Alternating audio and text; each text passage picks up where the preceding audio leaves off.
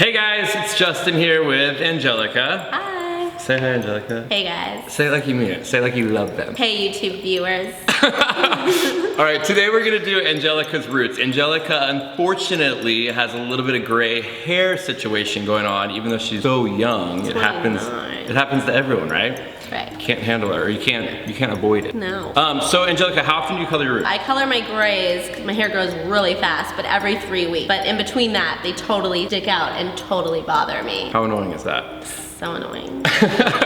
So when you have those really pesky grays, you kind of want to take matters into your own hand and not have to always rely on a stylist or a colorist like ourselves. So sometimes you got to take it into your own hands and take care of it at home. Angelica is going to show you a quick and easy way to cover your gray roots just in the areas that really matter in between salon appointments. So it's like you kind of have that bit that's just annoying you around the front, right down the part, the places that's going to show. So you've got to take care of it at home, color it right in those areas, nice and easy. Yeah, super simple. You're not doing your whole head, just those sections that are bothering you, like Justin said. While that's processing on Angelica's head, we're gonna go ahead and kind of brighten up a few of these old existing highlights that she already had in her hair. And then at the bowl, I'm gonna richen it all back up with a gloss. Of course, it's kind of scary to throw like a gloss just right over highlights because you're afraid that it might go a little bit murky or dishwatery or just kind of dull the highlights out. So we wanna get those nice, rich, vibrant highlights. For fall, Angelica told me she wants to go a little bit shinier and richer for fall, but not take away all of her highlights. So we'll show you a quick and easy way to kind of gloss at the bowl after you've taken care of the root, all right? So here we go. I'm excited. Yes, you are. Today for my root touch-up, I chose the 501, and I'm using the 01 because sometimes I notice with artificial color when I color my hair, warmth, and I don't like that. I'm a level 5, so I chose to use our 501 in the DP root touch-up kit. That comes with tin developer. Sometimes, I know that sounds a little weird, like tin doesn't always like cover grays, but it really does, and I like it because if I use 20 developer, it just kind of, I always get a hot root. So I'll be using 501 with 10 developer today. And now I'm gonna mix it up for you guys. So this is my root touch-up kit. So let me show you what's in here. You get 1 tube, and I chose 501. And then you get 4 applications out of the root touch-up kit. So it comes with an already pre-measured developer, and there's 4 of them, but you're only gonna use 1 today, you know, 1 application. A little container for you to mix your color in, and a whole bunch of gloves. And then your little tint brush. And these 4 little developers you can hold on to because you're only using 1 today. And you also get a color key. So I'm gonna show you how I mix it up. And I chose 501 because that's ash, and I'm afraid of any warmth in my hair, so this just cuts all of that out. And what you do is, if you're just doing your roots, like I said, you're only going to measure out the first line. We don't have to use the whole tube. And then like I said, 10 developer, and it's already measured, so you're just like pouring that in there. And then I just mix at home when I'm doing my root with the tint brush that comes with the kit, and then you just wash it after and all of that. Not messy at all. And it's a small little portion, so it's not that intimidating. Like if you wanna start doing your faces at home because you don't wanna sit at the salon every 3 weeks, and you're just touching up those small grays that are bothering you just need a small portion. And then it still sits on for 45-50 minutes. So, I like put my Netflix on or something. Okay, so that's mixed up. Okay guys, so now that I've got my color mixed up and I've got my little mirror in front of me, I'm gonna start. And it's really important to like keep your sections clean. Grays are really pesky and they're coarse, so they stick out of color. So you really have to remember to saturate them. So I'm gonna start where I part my hair, and that'll sit on the longest, and that's really my main concern, getting them covered. So I'm just like taking a really, a good amount for just the part line. That just kind of tiny. And I'm gonna look in the mirror, and I'm just gonna go on my regrowth where the grays are. I'm not gonna really overlap too much on my base color. And I do both sides. And so, like I said, just really saturate it. All right. And then I'm kind of gonna just wipe off my brush on my bowl like that. And I'm gonna use the back of the tint brush to do my next section. I'm only gonna do probably 2 sections, but just in case I don't always part directly down the middle, those grays are gonna be covered. And then I kind of pull my hair down on this side just to make a cleaner application. Justin's helping. You're doing such a good job. He's supervising. She's super nervous. Well, I can barely see. Gotta keep these glasses on too. But don't be nervous about doing your color at home. And it's just you're doing your tiny little touch up. So, you know, it's easier than doing your whole head at first until, you know, you become a pro like me. Okay guys, so I feel like I went far enough down. I just did 3 sections on this side. Now I'm gonna go back to my middle part and get the other side. It's so simple. I take thin sections so I really make sure I'm really getting every little gray. So now I'm just gonna do my hairline because I also wear my hair back a lot and the grays always stick out over there. But really, I'm like only gonna do like my front section right there. So I'm gonna hold my hair back and I'm literally just looking in the mirror and I'm just gonna tap it on.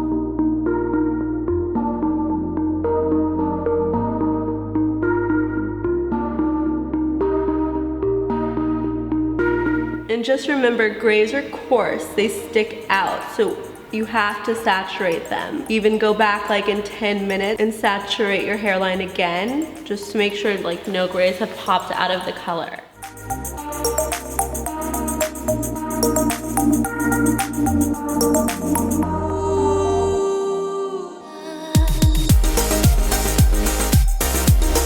Okay guys, so I kind of look funny right now, but this is what I look like in my bathroom when I touch up my root. And then I'll start my timer for 45 minutes. All right guys, so Angelica's base is put on. We cleaned up her hairline a little bit, and now she's gonna come back into my chair, and I'm just gonna kind of balayage a few pieces on her hair, just to kind of frame her face, just where I want those ends to kind of brighten up a bit, knowing that I'm gonna go back to the bowl and tone it down with a rich, nice gloss, just to make it look nice and shiny going into fall, all right? Here we go.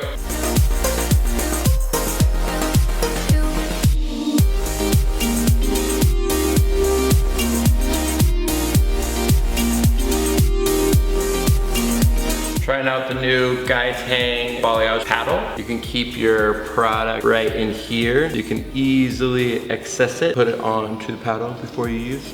Pretty cool. Pretty fancy.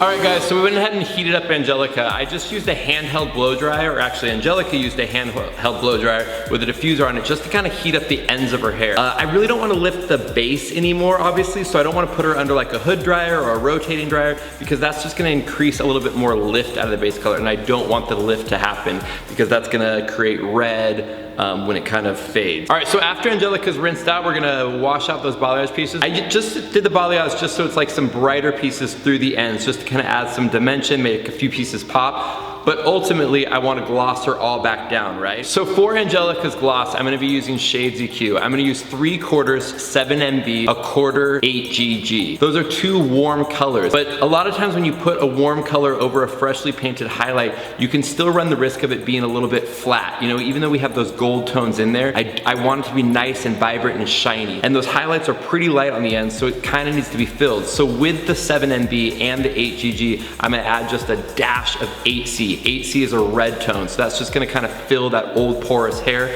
and make sure the hair is nice and bright and shiny. Okay, so here we go.